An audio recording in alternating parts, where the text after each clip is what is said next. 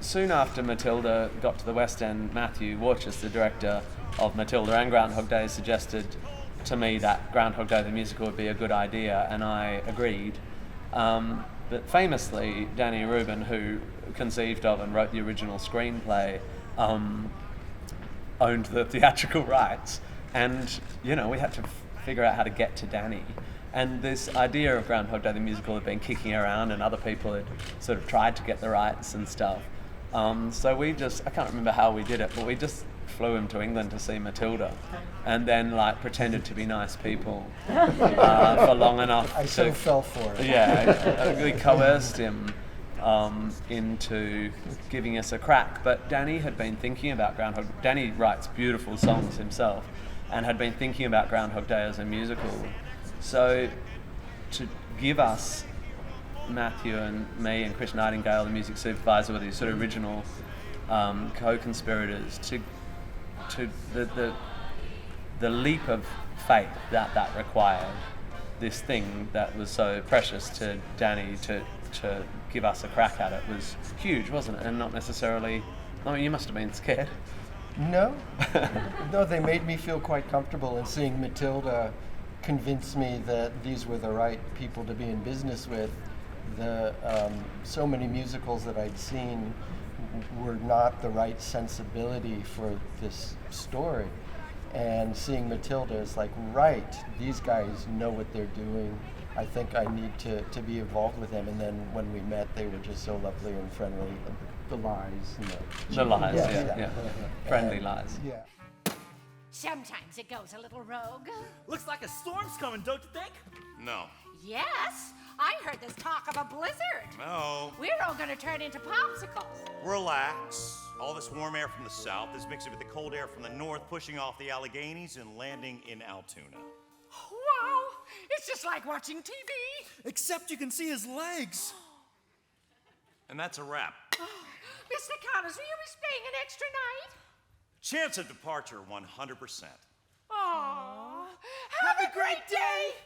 I was very, very proud that people really couldn't tell who wrote what in a way, because the spoken word and the sung word were of a very similar type, and our ability to work together to make that happen, I think I was just very proud that it really worked, and that there was a lot of give and take, and it all came together so beautifully. And one of the reasons I'm here is because I just want to see the show again. It's just such a wonderful show. Every single time I see it, I'm moved. Even those short bits that you just saw out of context, I was like, oh my God, I love this show.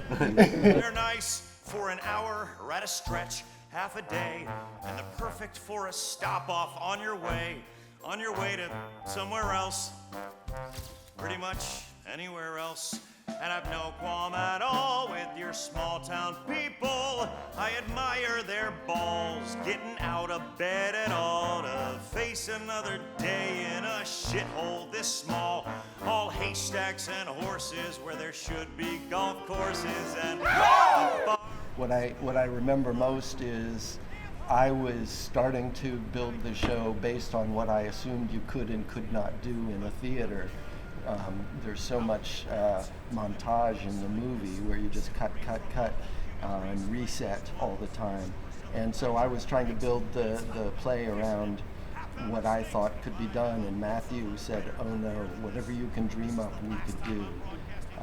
And so that's how we just made it what we wanted to see, and he got the professional help from stage musicians, from Paul Keeve, and managed to do these magic tricks that I watched them for the first time. I filmed some of them, just watching them rehearse, and I swear I watched one about 4 or 5 times before I figured out how they did it.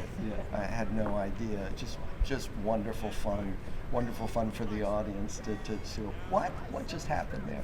Well, it's one of the joys of musicals.